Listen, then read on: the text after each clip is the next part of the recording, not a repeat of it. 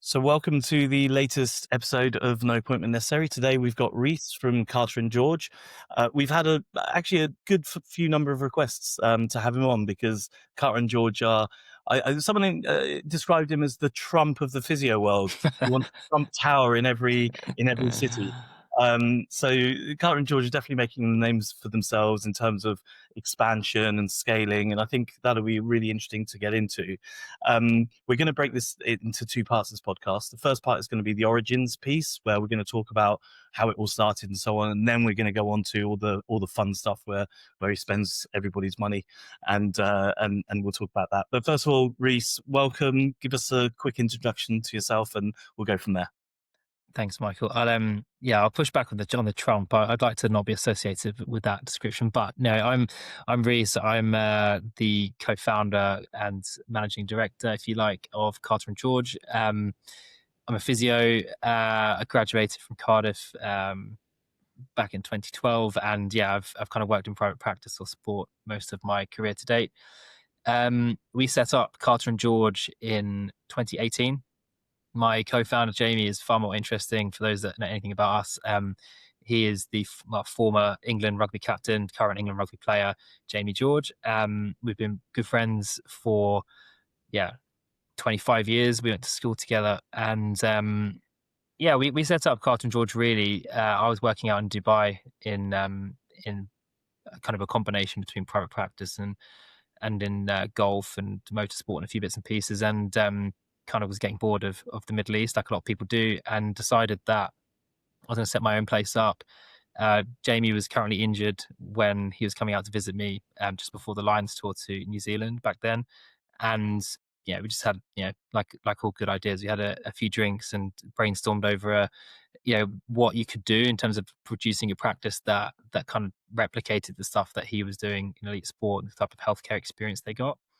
One thing led to another. We decided it was a good idea for me to relocate and come home and give it a crack. And we can go into kind of like how that looks now compared to then. But I think at the time we didn't. Well, I had no idea what I was doing really. So we probably stupidly or naively at the time took on a 3,500 square foot lease and like kitted it out with everything that we could, and then hoped it would work. And we were kind of lucky. It started and kind of grew fairly organically. Made some plenty of mistakes on the way, and did stupid stuff like buy like a cryo chamber and all that stuff because I thought it was cool and interesting. Obviously, it wasn't. And kind of now where we're at, we can go into a bit more, but probably a bit more structured and a bit more sensible, and kind of understand the model a bit better now. So you started off with a bit of a Jerry Maguire moment. Yeah, Um, you imagined and ideated this amazing clinic with cryo chambers and all sorts. And I remember when you first started, I saw so much health tech. You had loads of stuff going on. It's quite interesting. But I'm interested in the Jamie George element of it because to some extent that gives you a bit of a head start to a lot of other clinics because you've got that brand straight away. Did you have any strategy behind that at all in any way, or you just like, oh, it's a name, we'll start it up, or is there anything you did specifically? yeah, good point. I probably naively thought it would help more than it did. Because he's not a footballer, and actually rugby is still fairly niche. But secondly, um, like, to people, like it's nice that he's a rugby player, but like generally, if people have got a problem with their back, like is that really the defining decision why someone comes in? What I didn't appreciate until later on down the line, and I still do appreciate this, was it gave us something that is hard when you're first starting, and that is like an immediate trust with the brand. And that it wasn't like day one we had keys out the door, by no means. It was like every other practice, but what we did have was enough people that were willing to give it a go at the start because of his name, and because if he's put his name to it, there must be something that's okay about that place. Interesting, and I agree totally. I think that trust element is massive. But interestingly, when I first came across you, you didn't really mention it on the website. Like most people would push that really hard. You put Jamie George's pictures up there. You talk about high end performance physiotherapy, and you didn't do that. And was that a conscious decision, or was that Yeah. just didn't do it? Yeah, we didn't do that much, and that was conscious. And the reason was because if we wanted to grow it and scale it, which was always the kind of ambition to do so, Jamie, it was too niche to build everything around Jamie and him, the person. There was too much. There's risk associated to that. Obviously, like he's a sports person, like he could get injured or you know get red carded doing something stupid, and all of a sudden, if the whole brand's built around him, that's quite a Yeah. risk to take. The other side was very intentional. We kind of leveraged him at the first few months to kind of create trust, and then we leveraged ourselves.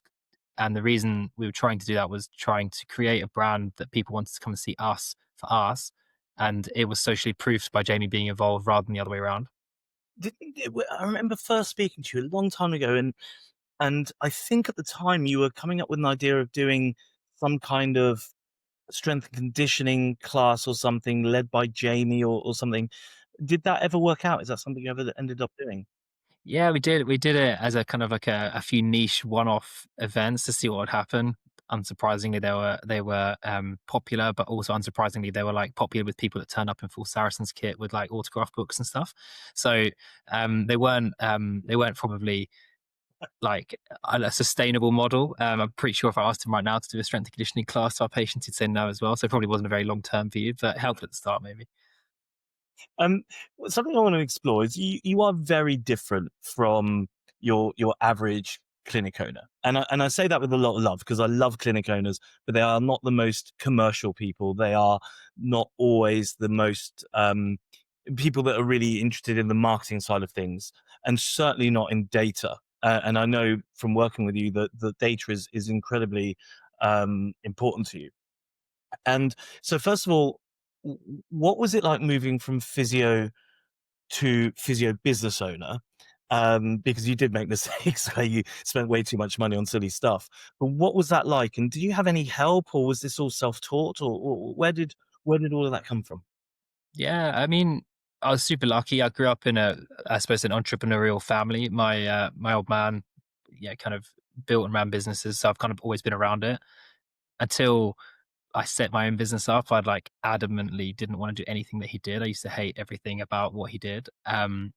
I found it boring, and then all of a sudden, I find myself now running a business doing the same thing. So What did he do? What was his trade? financial recruitment, completely separate industry. So like I think I was just around people that like ask curious questions and didn't necessarily accept that this is how you have to do it because everyone else does it like this. So a lot of it just came from having a bit of a kind of an open mind to how things work. And I suppose maybe one of my strengths probably also got me in trouble a few times as a business owner is like actually not really ever just being like what like not settling for this idea of like why just because everyone's done it like that forever, why like does that mean you have to do it like that?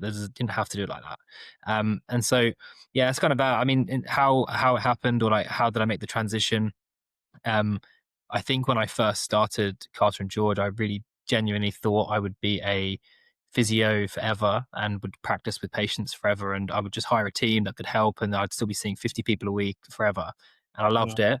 Um, as we've grown, I've been introduced to interesting people. I've had conversations that are challenge how I think, and then like anything, like I just became more and more interested in how to actually grow it. There's a whole side I'm sure we'll get into around kind of like a scale or a growth side, which a kind of a deep passion of mine, which is around people and good people and giving people opportunity. That became more apparent if I became a business owner. I could help more people in that way. So yeah, there's a few things.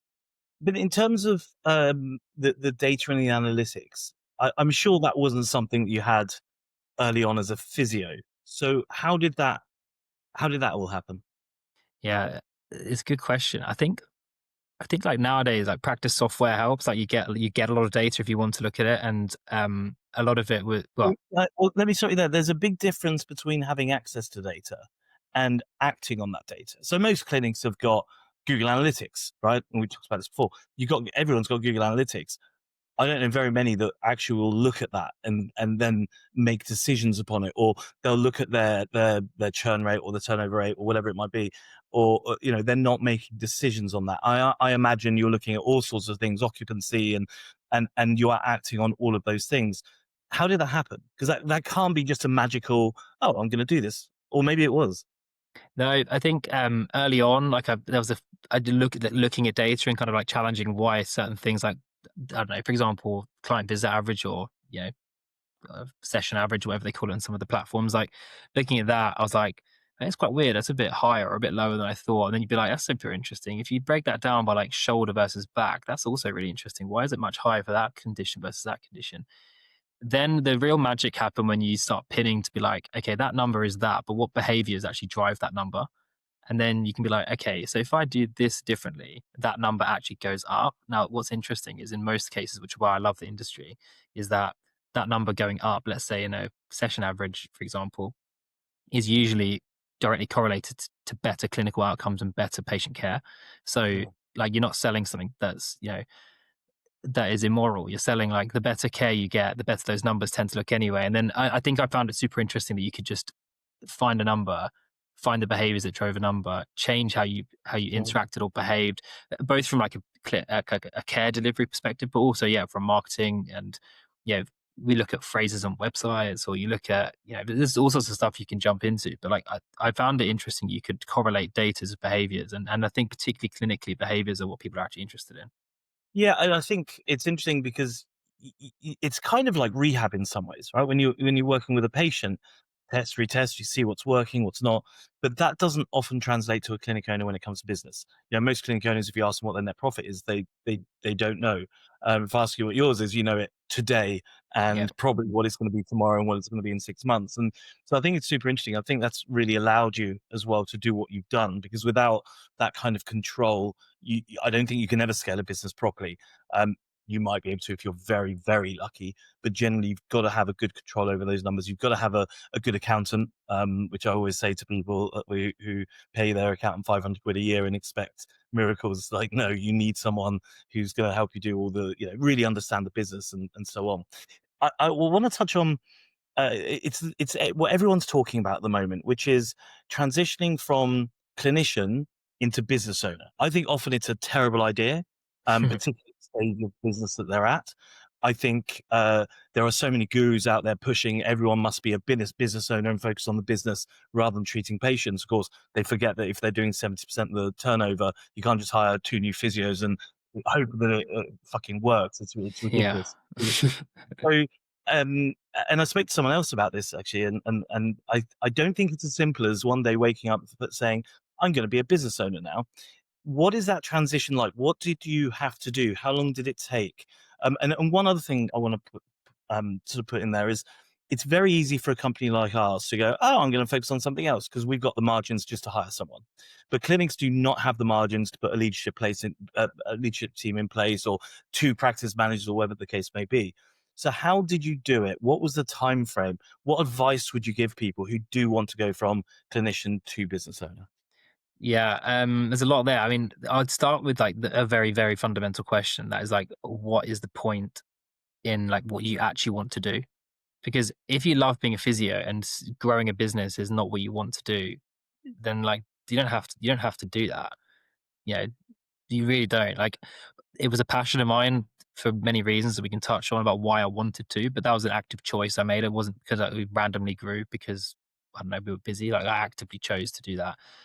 And there's a lot of pressure around growth and scale and all this stuff that like people talk about. But like, if you're a physio and you've own your own practice and you've got three clinicians and your margins are fairly decent at one site, and you don't want to grow a business because you enjoy your lifestyle, then don't. You don't have to. Like, it's really okay not to. Like, and I think that's the thing. Like, people, like, between one clinic and we've got 17 sites now, right? Between 1 and 10, it was worse because you have to go through pain because there's a load of infrastructure problems you don't have the problem with when you've only got one site. There's a load of control issues you no longer have. Um, yeah, when you've got one site or just a couple of physios. So like, there is a choice, an active choice you have to make to do it. So that's the first thing I'd say as an advice. Actually look about what you're actually trying to achieve here. The second thing really for me, like, how did I change? Well, I was fully clinical up until COVID. When we had COVID, I kind of was at a point where, like a lot of practice owners, that was like, the worst time ever. But it did have a forced change where we are already kind of at capacity for myself. I had basically decided that if we were going to grow and we wanted to grow, I can kind of talk in a sec. I'm sure you'll ask about kind of some of our growth that did start around that time. I chose to take a day off per week in terms of from the clinical side, and manage the business and have enough time to actually think about strategy and actually think about the business and look at some of those numbers to actually understand the model a bit better. Um, my clinicians at the time, I always remember one of them used to say to me every Thursday. I used to work non-clinically on a Wednesday, and every Thursday she'd say to me, "Do you enjoy your day off?" And it was kind of like a fundamental, interesting thing to me because I reflect on it, being like, she has no idea about actually like the difference between being a clinician and running a business here, but whatever. So yeah, I took one day there. I then like very actively had to like, yeah, there's no like hiding the fact there are risks associated with any of this stuff. So like there's a very active like drop down to 2 days non-clinical, very defined about how that looked. And then there was one day where I just decided I set a date in mind about what I was going to do, and I just said, right, from that day on, I'm not clinical anymore, Mm. and So it's, that's a risk. But yeah, there is, but you were already full. You're at capacity, and probably it was quite easy to move patients and revenue across to someone else without losing too much money, right? And I think also with COVID, there was probably more of an opportunity. I imagine if it wasn't COVID, you wouldn't have done it in quite the same way. yeah, I mean, there was an opportunity that was presented to us just before COVID to grow as a business. In terms of that was our first acquisition that we did in the end, and that was I suppose an opportunity that kind of presented itself where I thought, if I actually do that, there's no possible way I can be in a clinic room 40 hours a week. Yeah, I have to have a day where I go to another site or I talk to other people, or I have to trust people to deliver a job that I'm no longer delivering. And if I'm going to do that, I have to have enough time to speak to them, to train them. And then, so there was like a natural kind of like, hang on, all of a sudden that's like an 8, 10, 12, 16 hour job that's not clinical. Then you start having this realization where you're like, actually, like, yeah, without being too cliche, like I can actually help more people if we grow, both as patients, but also as a yeah. business owner. I had lots of really great people that were developing their careers. I didn't want to lose them. So there was a like a if I want to keep these people, what do they need from me in order to stay? And a lot of that's around career growth, but also kind of opportunities and development and everything else. And I couldn't do that inside a room. Did you get any external help in terms of how to run a business or how to do certain things? So for me, for example, I pirated it for an awful long time, and there came a point where I was like, I'm underwater here, and I hired someone to come in and kind of say, Michael, this stuff's really bad. We'll fix this, and so on. Did you get anybody at all? No, no, I didn't. I learned as I went. I have in the last couple of years had a bit more. I I was on a kind of an executive MBA with Goldman Sachs and Side Business School at Oxford, doing a program there, which actually did help a lot, if nothing else, to teach me that I kind of actually did know what I was talking about. Um, but yeah, Yeah. no formal training. You know what's interesting is the the MBA, the first one you mentioned. Where was that? Yeah, so well, it's kind of a joint venture between Goldman Sachs The Goldman Sachs. So Side. so I've had a lot of clients who have been on that, and they come out of it different people, and just honestly, there's nothing more than pleasure working with those people once they've come out of it, because everything is so much easier to explain. They're willing to look at the data more and the numbers. They stop being scared about spending money, for example. Yeah. They understand ROI, and I would recommend it to anyone, because from what I've seen, everyone that's been on it has come out and run a far better business. Yeah, they would. And there are clients of yours. I know some of your clients that have been on it, and there are people that would benefit from it. So actually, while we're on that, if anyone does ever want to ask questions about it, I'm a big fan of that program. So feel free to reach out. Happy to answer any questions. Definitely. As I say, it, every single person has come back, and I start speaking to them, and they're like, they start using words that they've never used before, and life becomes much easier, and you see their business grow. It's really fascinating. So, Yeah. instantly that you didn't get any help, I guess, as I did as well, when we got really big, you kind of do need a little bit more help, whether that's financially or whether you're paying your accountant more to do more growth stuff and modeling and so on. But I think it's a good lesson, because I don't think you have to go and spend, 2 grand a month on some um, physio growth expert to help you scale your clinic. I don't think any of this is all is all that No, different. can I just make one comment on this, right? Without being too controversial, I think um, there are people that really know what they're doing. But I'm a big believer, like if you're going to listen to someone, make sure that they've done it. Um, Yes. and there is a lot of people that haven't, who are happy to talk about how to do it, but actually haven't done it themselves. I won't mention any names because one of them I did very, very, very briefly I suppose, for about 2 weeks, 3 weeks, engage years ago. And I've subsequently found out that they actually was a complete fraud anyway. They'd never even run a physio practice whatsoever. Just run a marketing company for business owners to try and sell them, Yeah. advice. So look, I think that side of it, you're never going to learn more than by doing. Right. So just be sensible and have frameworks for how you do it, but crack on and back yourself. I think that's really good advice. Something I always say to people, and I do it myself. If I hire a builder to do an extension, I look at their company's house, right? I want to know what's going on. And I say to people, if you're going to hire someone, go look at their company's house. And if that person owns a clinic and it has 7 grand in the bank and 2 grand of assets and 3 employees, is that what you want your business to look like in 5 years' time? Because if not, don't hire that person. It's really important. When I got advice, I found someone who had sold 2 agencies. The first one for 25 million, the second one for 17 million. I was like, all right, guy knows what he's doing. He's been there and he's done that. But I think there are too many people in this industry who are running around promising every dream possible, but they've never actually run a successful clinic. And when you look at the company's house, their coaching numbers are way in excess of anything they've achieved as a physio. Yeah, it's hard. It's hard. Like it's people like we work in a people heavy industry that it isn't easy to grow a business. So that's why not many people have done it in our sector, because you're relying on a lot of people pulling the right way, right? And so for someone that hasn't done it, teaching people how to scale, yeah, in theory, it's pretty easy to how to scale. Like the actual execution of that is a different story.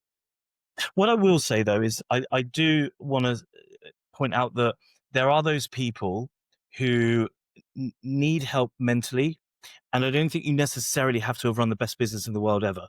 I think there are many people out there who need a little bit of mental support. It's lonely at the top, right? It's lonely in this industry. It's very isolating. And actually having a coach, as long as they don't charge you the earth and make you do stupid things, I think having someone there that's going to listen to you and give you a bit of advice, I think that can be incredibly valuable. So I wouldn't want to put people off doing that. No, that's actually 100%. Yeah, very happy to kind of go there a bit, but I believe fully in that. I think it's really important if you're going to be. You have to have someone that's got no vested interest in your business. It's not your family members or friends, because they're gonna say stuff to make you feel good, and that's not always what you need. But you do It's need very someone hard. to, yeah, you just need someone so that I still speak to someone myself who I can talk to who's got no vested interest in my life, but it's the only hour and a half or whatever every 6 8 weeks that I speak to her, that I get to actually talk about me and our business and things that are worrying me and all that stuff. And I'm 100%. I think that is something that every business owner should actually do. I think it's probably the best investment I've ever made in myself. Yeah, just don't spend £1,000 a month on a specialist blueprint mindset program. That That sort of thing is different. That's like, oh, this is exactly how to grow a business. That's very different to having someone who can be like, tell me what's going on. Yeah, no, Yeah, exactly. What's your worry? Because it's probably not as big as you think it is. yeah, exactly. Yeah, I remember when we got our first client that churned, my week was ruined. The business was falling over. We were everything was ending. And I just needed someone to give me a slap and say, stop being a dick and it's fine. You got 200 others. You're all right. And, it's little yeah, things like that that can really help. And yeah, yeah. it does have a bit of nous in the industry, not in the industry, but certainly running a business as well. Um, yeah, and so yeah, really interesting that you did have that. Let's talk about, so you've got your clinic. It's hugely successful. It's making lots of money, and then you think, you know what? I'm going to use it. I want to be Donald Trump, and I want to, nah, I want to expand and I want to grow and so on. What made you do that? Was it a money thing purely? Was it helping more patients? Was it a combination of the two, or was it just your entrepreneurial brain going, I must grow? A bit of all of the above. I can tell you, I don't know if it's worth or interesting to talk through kind of like how it came to be that we did that, because you can kind of see it as a bit of organic and a bit of everything. But so we had one clinic in Hertfordshire.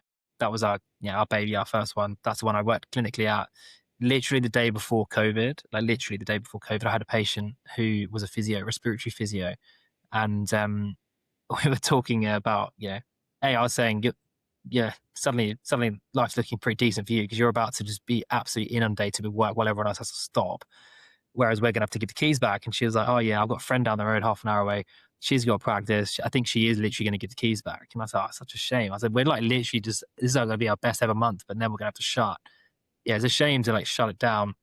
I said, if I wasn't shutting down for COVID, I'd have a chat to her because, yeah, at some point I'm going to have to grow this thing because I've got two great physios that work here that need, yeah, development and progression. And one of the biggest blockers, yeah, in the industry, in my opinion, is that if the person who owns it operates it and doesn't scale, like, don't be surprised when people leave because like there is a kind of ceiling to their career unless they get more opportunity somewhere else. So kind of, I was like, well, I don't want to leave. I need to grow. So anyway, randomly called this person up and said, like, hi, I don't know how to do this. You probably don't know how to do this, but like I've heard you're going to sell the, yeah, it's going to shut the business down. I'd be interested in buying it instead of doing that.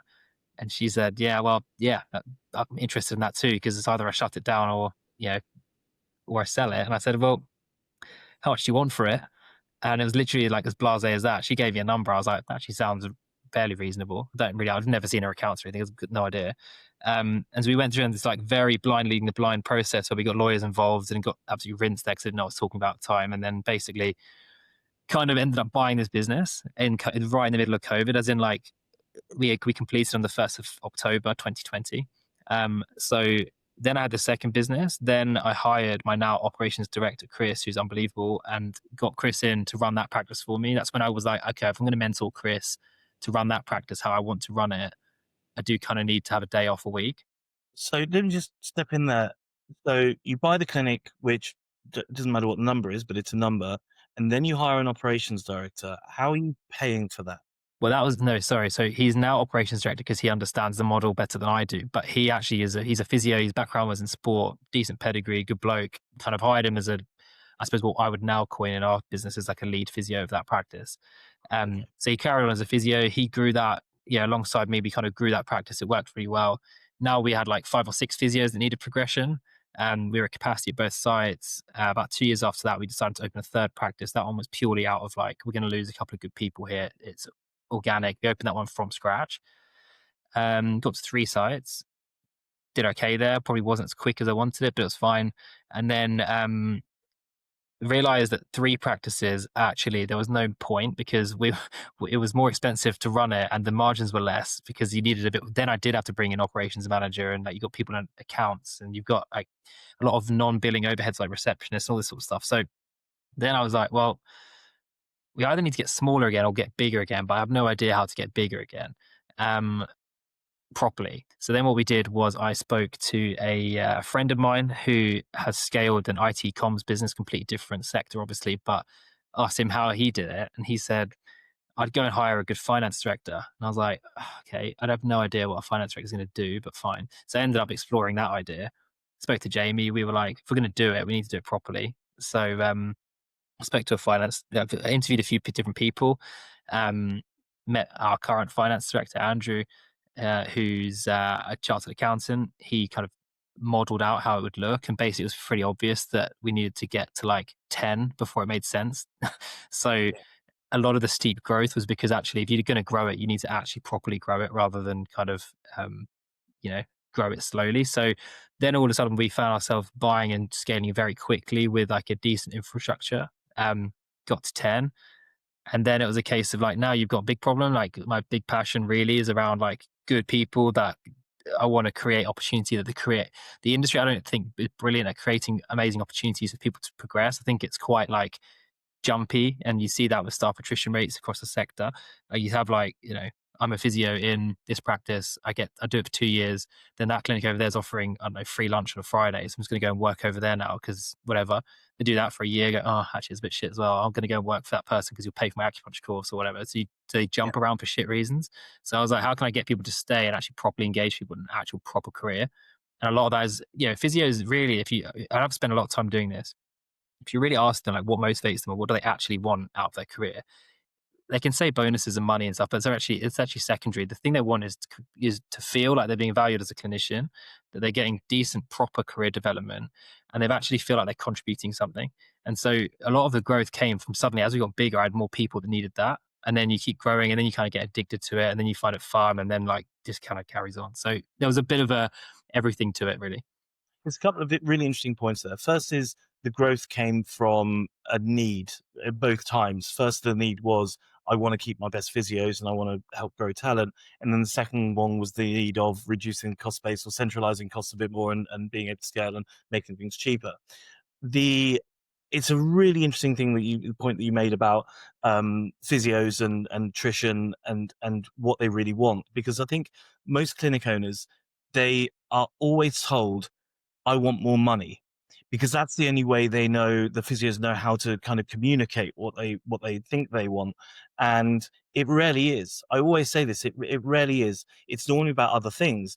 And we, from the survey, I just pulled up the data quickly. From the survey, we found that um, the churn amongst PAYE employees is almost 14%.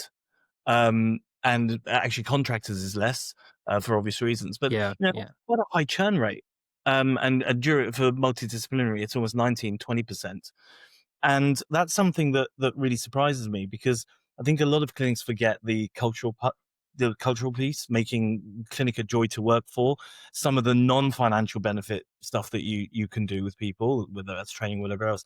But it's exactly what you spoke about. It's that progression, because otherwise they will leave after 2 years, maybe three at most. So it's really interesting that you have that. Do you know what your rough rate is? Your rough churn rate of staff or Of turnover of people staff? that there's two figures there that we quote. If you Our total proper actual attrition rate across the whole company is about 17%, but that is inclusive of 14 acquisitions in or 13 acquisitions in 18 months. If you input including people that we have actually hired ourselves, our attrition rate is about 5%. That's amazing. Yeah, But that's where it should be as well. I think that's where most yeah, clinics should be. And the 17%, I'm surprised it's not higher than that, because yeah. you It's buy completely me. different. Yeah, that's a different number. But no, I think yes, it's really about like I make a point of talking to all of our physios still, where it's like actually go and take them for coffee and talk to them for half an hour about them as people. Like, don't worry about work and talk about courses of like actually what actually motivates these people. And like, there's lots of psychology around, keep asking the why until you get to a reason, all that sort of stuff. But I actually like, unless they've got a financial event in their life, like they've just bought a house or having kids or like something like that, generally most of it is like, I just want to feel like I'm actually a really good physio, or like I want to feel like I'm learning, or I feel like I'm contributing more in a different way. I can think of two people, and like bear in mind we've got more than 50 physios. I can think of two people that genuinely is like, I'm motivated by money at the moment because I just bought a house or I've just had Yeah, my second baby or something. yeah. Well, it's interesting because we also do the thing where sometimes it's not money people want, it's more holiday. In fact, when I recruit people, I always ask them, you could either have 50K and 15 days holiday, or let's say 50K and 30 days holiday, or 100K and 5 days holiday. Which would you prefer? Now, it's a hypothetical. We don't actually do that, but it's interesting to see the different kinds of people that you get. Those that are just not motivated by the money at all, but more in free time. So then you have to think about the work-life balance and do they fit the business and so on. We tested And this in real time, by the way. I had a thought a couple of years ago, probably 3 years ago now. I found this idea of like staff benefits quite a strange idea because it was so standard. It's like, oh, you get a medical insurance and you get a bonus and like I don't know whatever else. I was like, it's so weird, isn't it? Because I hire people that are 21 and I also hire people who are 65, yeah, and they've got completely different interests in life. So why would they all want the same thing? So I initially set up this very manual, and I cannot like it was a horrendous idea in terms of admin, but it did teach me something, which was I basically put a survey out to all of our staff, and I was like, right, if you could name and design your perfect staff benefits package, like feel free, fill your boots, do whatever, write down and send it to this survey anonymously, and I'll categorize them and see what people are saying. Now, other than like the stupid things, and sorry if some of my physios listen to this, like stupid things like a box at the freaking like Formula One or whatever, like whatever boat trip to Monaco for the Grand Prix. Like other than that sort of stuff, most of it was like book vouchers, cinema tickets, like tickets to rugby and arcades, sort of stuff like some people did want a bonus, travel vouchers, clothing vouchers, like insert like probably like 50 things. So what I did was I assigned how much it would cost us, roughly based on what the medical insurance and like a bonus that we'd normally typically pay. I assigned a point system to how much of these new benefit perks people wanted would be. And I basically gave everyone a certain amount of points per year they could redeem on whatever they wanted. Funnily enough, our staff benefit engagement went from like 10% to 95% because it actually gave people what they wanted.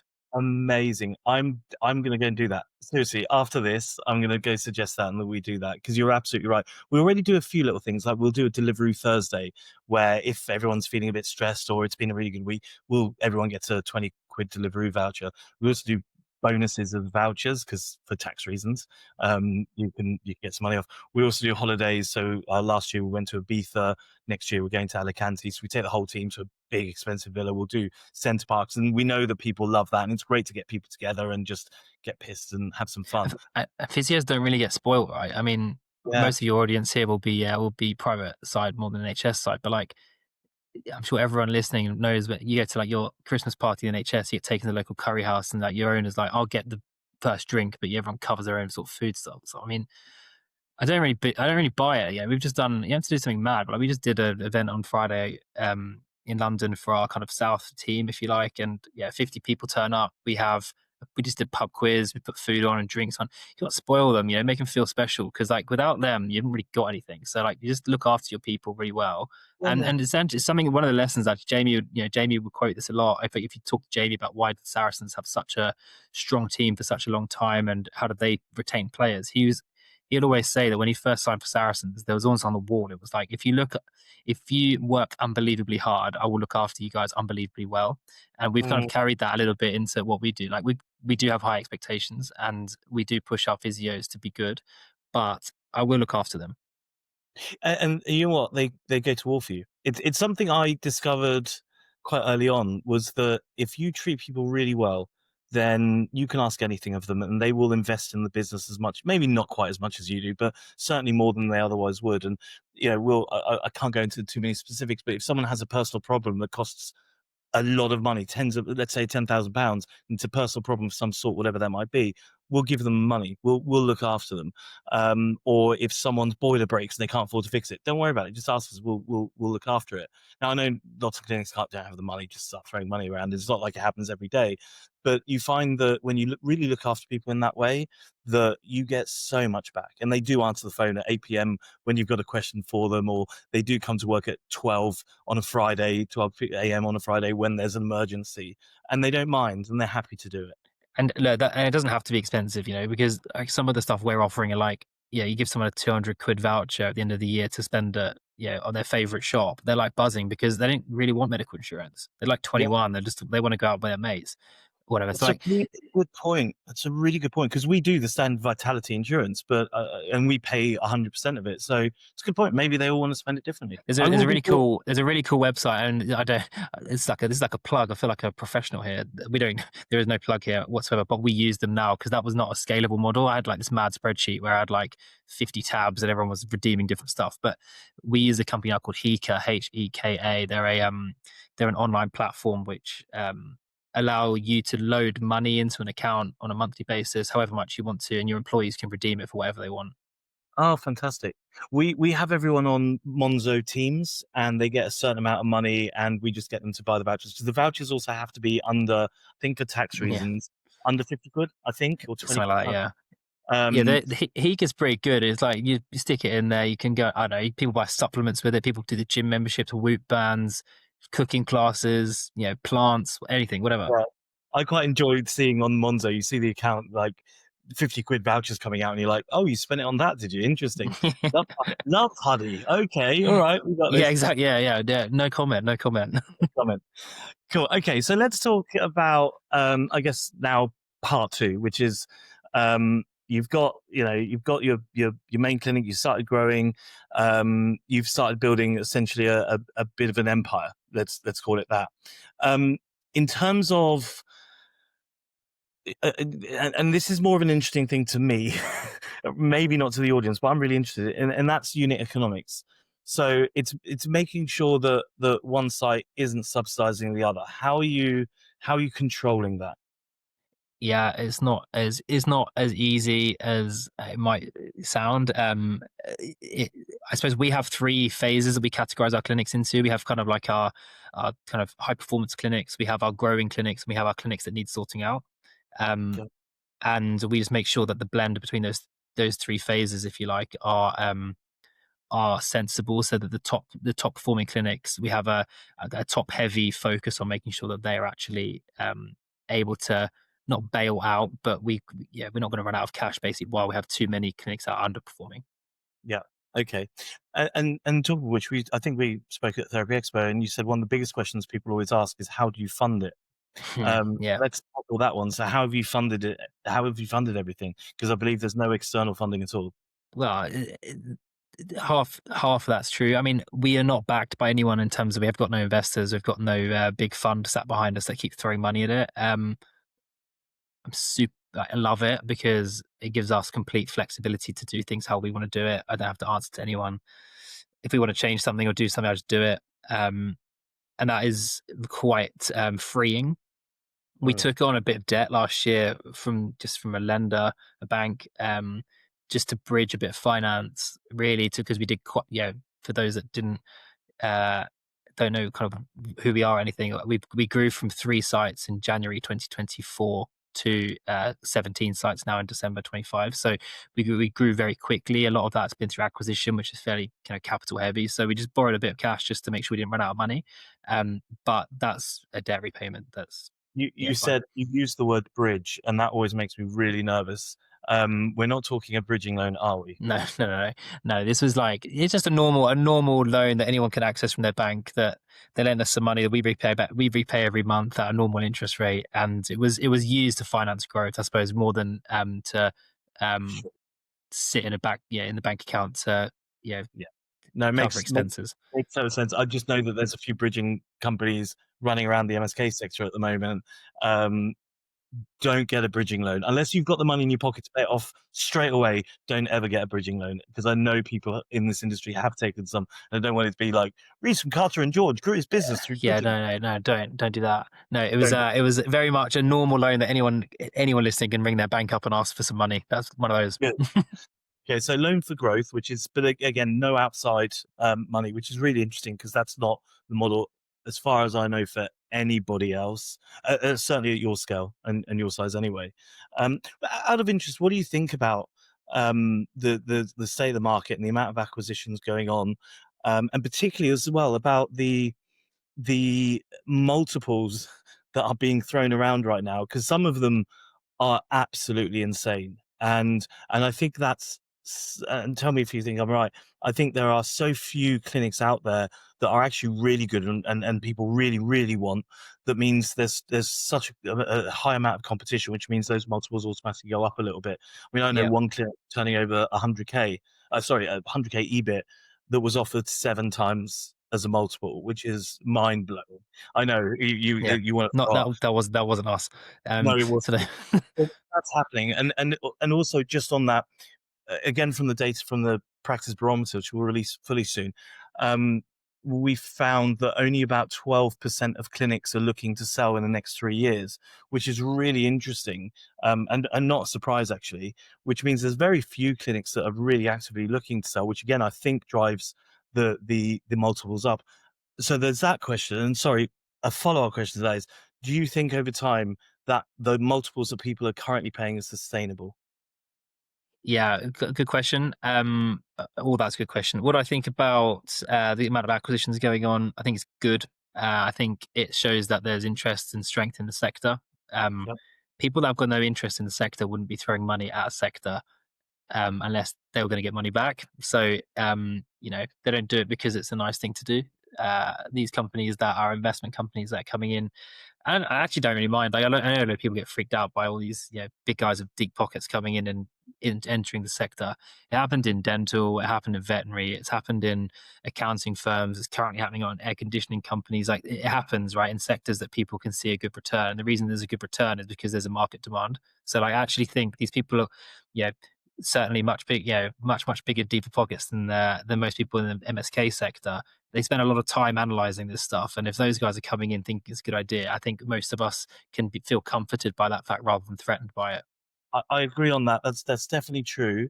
What I would say on the other side is that I think that there is certainly a threat to those more traditional clinics, those clinics not willing to innovate and not willing to change. They've got the same model today that they had 10 years ago. And I think they're the ones that probably are a bit under threat. And I can understand why they're worried. and then also Yeah, on sorry on that, but maybe this is slightly controversial because the sector is a bit like that sometimes. Like, yeah, I mean, newspapers were under threat when online yeah, newspapers turned up, and yeah, that's not because newspapers aren't bad. Taxi drivers were under threat when Uber turned up, and that's not because Uber's a bad idea. So, like, I think sometimes there is a lack of innovation that people do as a strength, but actually, like, you do kind of have to keep up. The world's changing. You got to yeah, change with it. I agree. Like tough shit. Like Yeah, if you have to innovate, you have to innovate, and it's not like you see this with AI now, and I'm going to do something on this soon. These people who are just scared of it, well, they said, "Oh, I tried it, it didn't work." The AI works. Your processes and your implementation didn't work, and if true.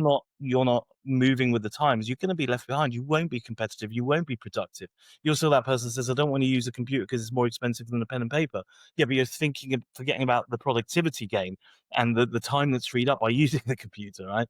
Yeah, So I don't think it's a valid excuse, but I just think that I think those clinics are a little bit under threat. yeah, The other thing I've seen a lot of, and definitely not you, is people from outside the industry coming in and going, they've got a 23% margin. We can do loads of cool stuff and we can make it 45% just by making these changes. And then they base their multiple on that 45%. That ain't ever happening. yeah. Not at Good luck to them. it's Good luck we to them. just like anyone in now, of course, the clinic owner is going, yeah, we can hit 45%, no problem. If you just weave your magic wand, because you're oh so wonderful. But there are a lot of clinics that are not obviously getting to those numbers. The multiples were based on those numbers, and I think there's a few of those businesses that are struggling. I know one in particular that is currently about to go into administration, or they may already have done. If Or I would forewarn people on that stuff. If you do get some nice offers or people are interested in your businesses, just be very like cautious around, like, if particularly if you're going to go down a the kind of, you get towards the end game, you end up signing contracts. Like, just make sure you understand what happens if lofty targets and stuff don't get hit, because these guys aren't stupid, and they're not going to give it to you for free. They're going to make you work for it. If you're selling them with some changes, you can hit 45% margin, then make sure you hit 45%, because you'll end up giving your money back.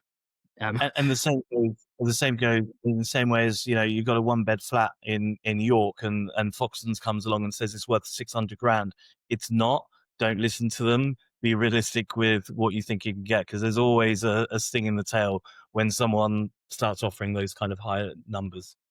yeah, and I think, like, just I think, like, if I'm allowed to, like, blow our own trumpet for 1 second, I'd say, like, in terms of acquisitions, like, we take a pretty open book policy to it. So when we're valuing businesses, we'll present all of the numbers that you've given us back in a spreadsheet about how we've worked it out. We show what the average multiples are that we've done. We show what the average multiples are in the sector for the turnover size of that business. We'll show exactly how we've come to their adjusted number, their adjusted EBITDA number or profit number.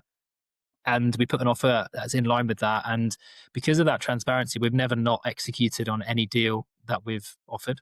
Um, we've never chipped people because they haven't got a cyber security certificate, or they haven't got whatever else.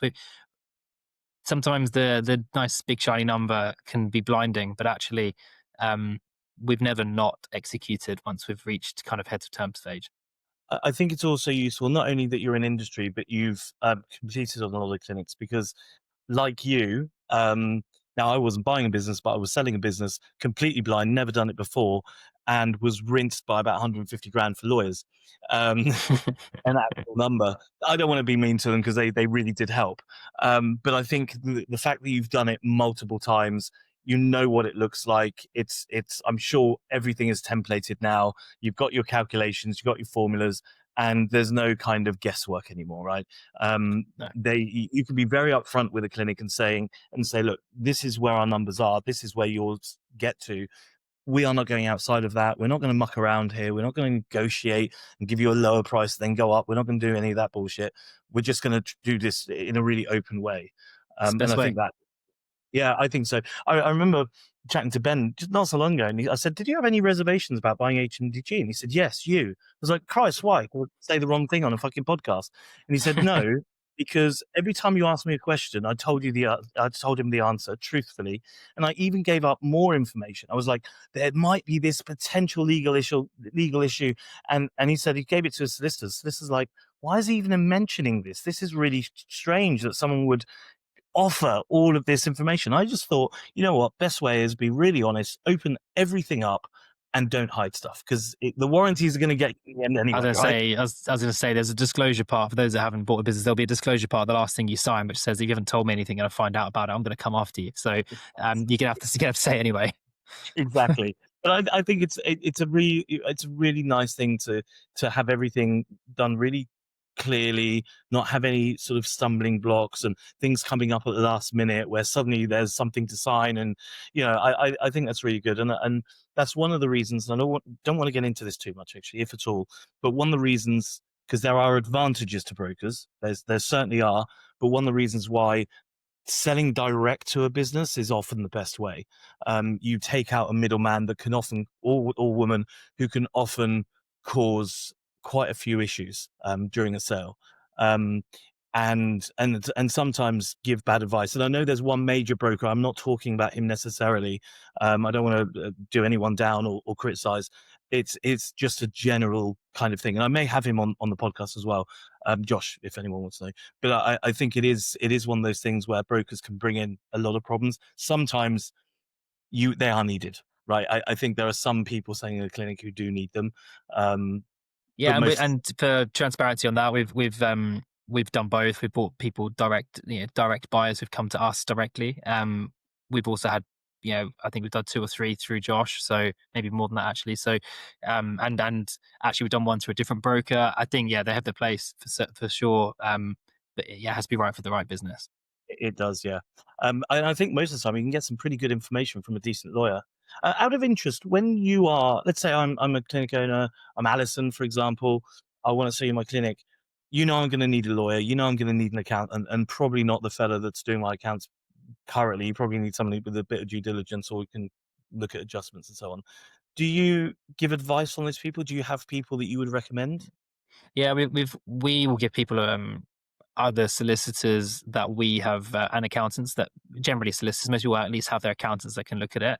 I would slightly warn on accountants slightly with this sector that they'll give you valuations based on sector that other sectors. This is not just because an accounting firm's worth X multiple doesn't mean a physio company is, but What's worth 12 times doesn't mean. yeah, so like just be a bit cautious on that because I see that sometimes where accountants go, oh yeah, it's standard multiple 8 to 10 times. I'm like, not in this sector, it's not. But anyway, so accountants is a bit funny, but no, lawyers we've used like two or three different lawyers from people selling, and they've always been pretty fair and transparent. So we will just say like these are the guys that we've actually worked with. We know they do it quickly. We know they do it well. It's equally as important for your lawyers to be good for us because we want to be confident that it's all kind of actually there's no surprises down the line and everything. So we're not going to like tell people some dodgy lawyer No. because there's no actually we'll end up getting stung on it anyway. So But also, it's very difficult to get a dodgy lawyer who's going to work on your side. Where it just yeah, is, they don't want to get disbarred and sued. So, I would be interested to get those names off you, and I may put yeah, those sure. in the notes or make them public because I think there's a lot of people out there charging a lot of money for the average physio clinic. What would you say is a reasonable price to pay? Lawyer? Like unless it's super complicated, which most of them are not. You shouldn't be spending any more than 10. It should be five. I'd say most people spend about 5 grand, 5 to 10 grand on lawyers. Makes about 150 grand feel a bit It's not painful. complicated. Like in most physio acquisitions, it's either like just to break it down a little bit for people. Like you're going to have one of two things. You're going to have either a share purchase agreement where you're buying the actual entity, or you're going to have an asset purchase where you're really buying like the patient list really and what's inside your company, your building. And then you're either going to have a lease assignment or a new lease. And there's not really a lot of like we're not talking like major complex stuff here. Mm, Depending on the business, there might be a little bit of like a deferred payment based on certain things. Sometimes there isn't, sometimes there is, but it's just literally being on you being there in a year or whatever. So there is some variance, but mm, like I would be really cautious, even like on our side, which we do all the drafting as well. Like we'll draft all the contracts so that we can save the seller cost on that side. yeah. Um, Even on our side, we wouldn't spend more than 10. Yeah, no, that's really interesting, and I will get those names off you because I know that there are um, solicitors out there being recommended actually 30, 40K for some pretty basic sales, No, no, which no, no. yeah, it's Red close to flag. 5. That would be very, very useful. So, in terms of how you, because I think everyone finds this of interest, and I'm sure there are some clinics out there, and just to put it out there, you are totally open to buying clinics. If anyone has a clinic they want to sell, don't throw your one man band clinic that turned over 8 grand last year to Reese, but there are certainly you're open to offers and so on. Um, and we'll give your details. I'll put them in the notes as well, so people can get in touch. But out of interest, what is the way you calculate? And I know this is a difficult, not exact number to give, but roughly, how are you calculating the value of a business? It's on a multiple of EBITDA, which for those that don't know that name, that kind of that phrase, it's just really I suppose a profit is a profit number with a few adjustments that kind of give you your real trading profit, not the profit you declare to Companies House. So yeah, it's normally a bit lower or higher on your net profit depending on how you calculate your accounts.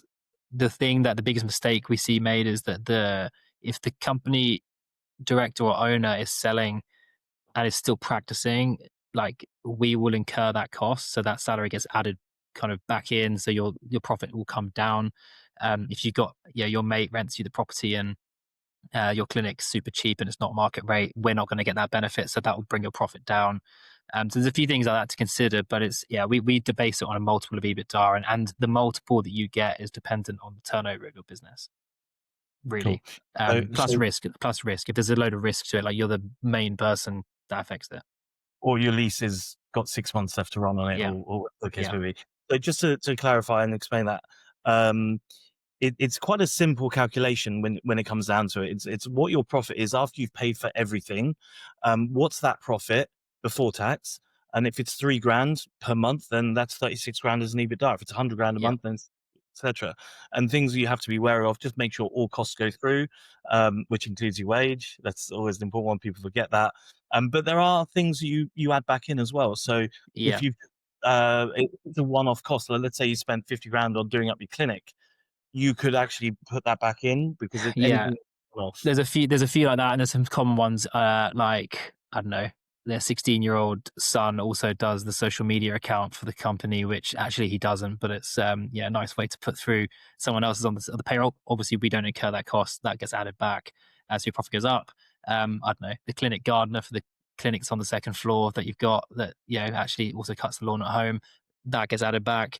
The Equally, oh clinic television in your living room, that yeah, gets like out. obviously there's some stuff there. There is some transparency there. I think also like on that, and I would say like there's a really good example. There's like a clinic. I won't go into too much detail because it'd be obvious what we're talking about. But like, there are also some that where that gets a bit too far, and that puts a bit of a red flag over to us as buyers. So like if you've got multiple properties under multiple different companies, and Mm. it's all a bit sus, and like you've got a load of costs that like I don't worry, you won't incur that cost because like that's my home kitchen that I got stuck in, not the actual click.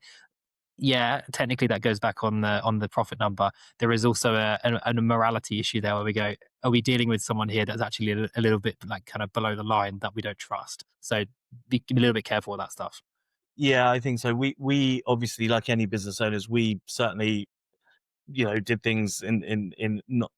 Well, I've got to be careful what I say. What I will say is we had a Buzzercot who was the agency doing our due diligence, and they were like, if the line's here, right on it. So we were like, okay, good. We we didn't do anything that was completely dodgy. And actually, we declared everything. We were very clear. I can't remember what it's called, PID Ford or whatever it was. But you do have to be really careful of what's that 10 grand? That's a Rolex. Come on now, like Yeah, you got to be yeah, silly. Ultimately, if it does get silly, that does then go into the warranties as well, right? So at the end of your SPA, it will say something along the lines of, if you fucked around and you get found out, you will be paying the HMRC an awful lot of money, not us. yeah, and that does happen. We've had a couple where we've had like unpaid tax bills that they just haven't paid, and they've been like, chin up, you just bought the company, so your problem. Like, no, it's not actually. Like, you told us you paid that. So like Yeah. that does happen.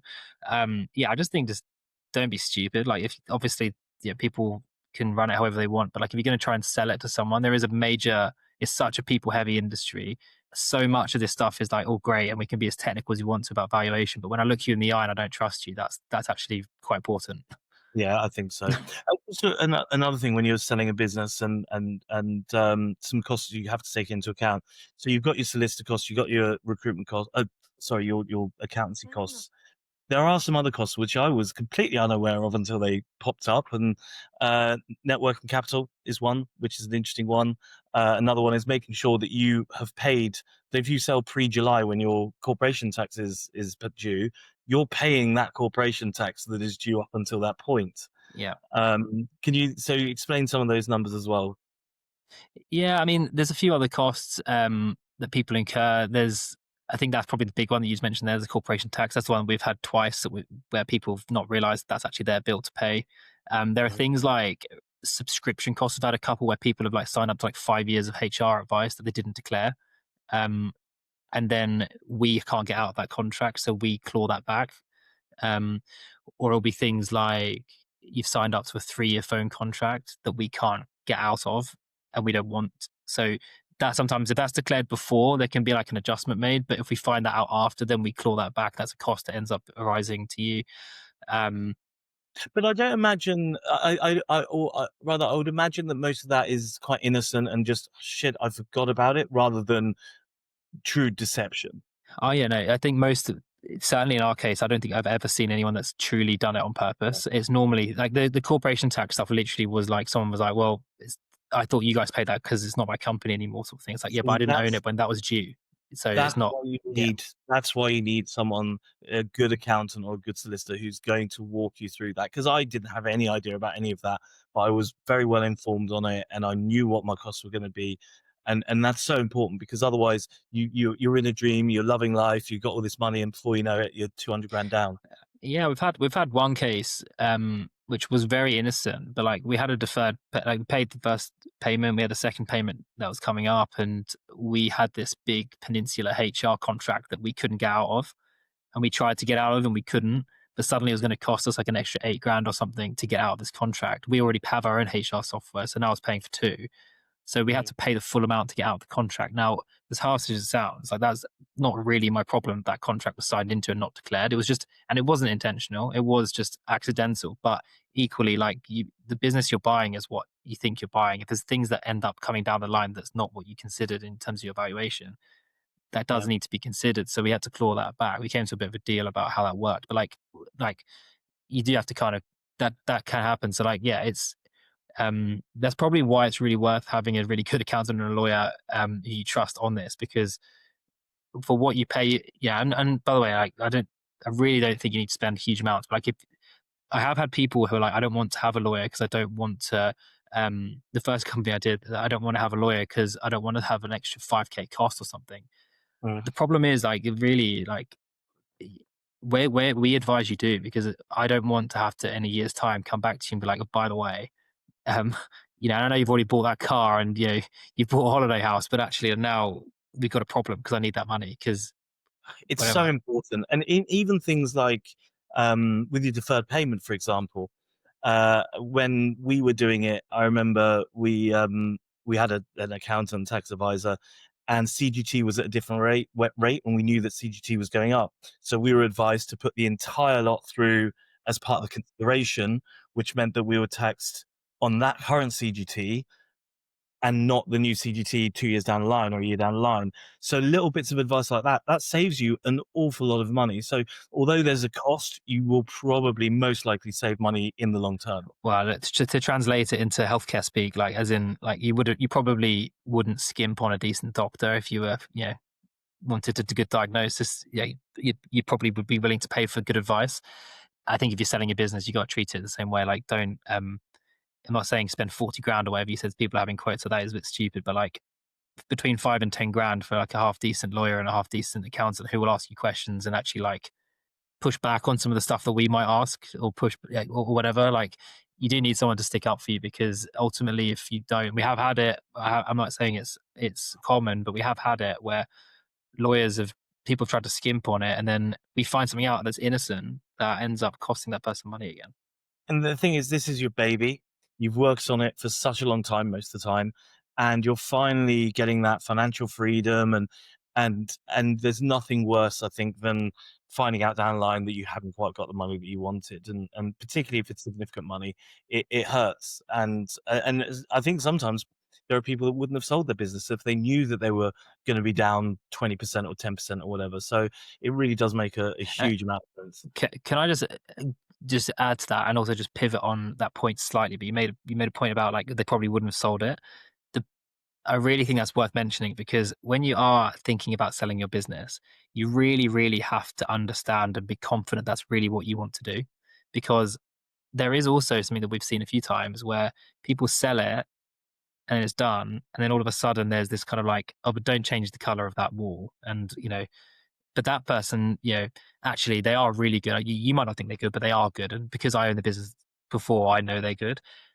Uh, you got to appreciate from maybe a buyer side that as soon as you sell that company, it's no longer yours anymore, and there's a psychological attachment you'll have to it, obviously. But like, be really comfortable in your skin that if you sell it, like you have to be willing that if that person decides to knock the place down tomorrow, they've got every right to if they really want to. Now, most buyers, like I'm never ever going to buy a clinic to intentionally tank it because why would you? Yeah. But I might have different ideas about how things work. You got to be comfortable enough to know that that might happen.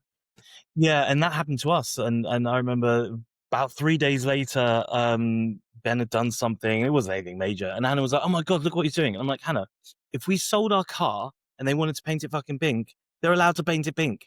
And I had that mindset all the way along, but for her, it's often, I think, when the business is very much a part of your identity, that's where you really need to think about it. So for me, it wasn't my identity. For Hannah, it was more of her identity, and she's fine now, and she's managing bloody director again now. So anyway, but it is really important to be absolutely confident that you do want to sell it, and also the emotional part. I wrote an article on this about the realities of selling your business, and it's hard. There's lots of things people don't tell you actually about selling your business. And talking of the mistakes and the things that you see, do you know what would be really interesting? Is actually to put a crib sheet together, like the biggest mistakes, the Yeah. things to avoid. Maybe I'll do it, and if you're happy, we kind of I co-do it can together. I can I can contribute to that. I've seen some funny ones, but yeah, I can yeah, I, absolutely. Because yeah, by the way, like as a buyer, you take absolutely no joy in ringing someone up a year later, being like, "Hope you're enjoying your time off. Congratulations on that retirement. By the way, you owe me 10 grand." yeah. I don't want to do that. So Well, like, it's way easier if it's just out of the way, like because due yeah. And diligence is done. firstly, they may not have sold the business if they'd have known, but you may not have bought the business had you known, right? That's the Because point. Yeah, extra 10 grand here, 20 grand there, that changes those numbers for you. And yeah. it would have been a different negotiation. So it goes both ways as well. And you've got to get that stuff right. So get a good accountant, get a good solicitor. All right, don't spend 30 grand, but yeah, and I'll get those names off you as well. Um, Listen, let's leave it there because I've taken enough of your time. I think that was brilliant. I really enjoyed that. I think everyone's going to love that. So in terms of getting in touch with you, what's your email? Yeah, feel free to email me. So it's Rhys at carterandgeorge.co.uk. I've got the Welsh spelling of Rhys, Rhys. But yeah, just yeah, feel free. I do this with a lot of people. Like, we're not gonna waste anyone's time. So even if you're like curious or interested, just feel free to drop me a line. Happy to answer any questions about the process or jump on a call and talk you through how it looks or Mm. any concerns or whatever we might have, brainstorm. We've had people that are like, it's actually really useful advice, which means I'm not going to sell it now, but come back to me in a year or something. So I'm pretty chill with it. Like I'd like to think, and maybe I'm just slightly being grandiose about this whole thing, but like one thing I would like to say is like, I'm a physio and I do get it. And I've worked in the sector my whole career. My whole working life has been as a physio and a physio business owner. So I do understand the sector. I understand what worries people have. I understand what's important to patients and to people. So I'd like to think I'm fairly genuine with it. I'm not going to ever give people poor advice. I'm not trying to impress anyone with shareholders. By the way, we've looked at probably 50 companies. We've bought 12 or 13 because it wasn't right for them or us. So like, it's yeah, I'd like to think I'm fairly open and feel comfortable talking about it in kind of like a normal way rather than bamboozling you with speak you won't understand because I don't really understand it sometimes myself. Yeah, and it might even be useful because I get this a bit from my side of the clinics. Like, what what do you think I need to do to get to the number? Because everyone has a number in their mind. I want to make a million or a million and a half or 800 grand or 200, whatever it is. And you can actually tell them, like, this is what I would want to see. You need to do this much revenue in the business. You need this many staff. You need this much turnover and profit. So you can actually give them a bit of help and say, once you've got that, come and talk to us. Like, we'll get 100%. you. Had that conversation last week with one of your clients, funnily enough, that you introduced me to. Exactly that. Like, time's not quite right, but actually, like, like, this is the sort of stuff that would make that a better time for you if that's kind of what you want. And he was like, cool, let's have a chat in a year or so. So, like, I'm not going to waste anyone's time. We're never going to sit down, run you through the numbers and put you through the ringer and waste all your time. We'll have a very honest, happy, open conversation. Ask me whatever, and if it's great, carry on. We'll ask some more questions. If it's not, then it's cool. We walk away. So it's feel free to reach out if you're interested. Great stuff. So thank you again. I will definitely be looking at Hiker. Got that Hiker. I've got that saved. Okay, And yeah. I should have had like one of those like affiliate links. I don't yeah, get one unfortunately, but yes, yeah, you do. Yeah, do look at them. They are good. you greedy bastard. Affiliate link. I should get one of them. I'm gonna go get one and put it on when I put it in the show notes. I was gonna say you're gonna get it. Make a load of money. But yeah, I think that was a brilliant suggestion. I will put to the team if they want to vote on like different benefits. I think that's a brilliant suggestion as well. And no, it's been really useful. Honestly, it's been great. So thank you so much. And anyone that wants to get in touch with Rhys, please do. Thanks for Cheers, having me. Rhys.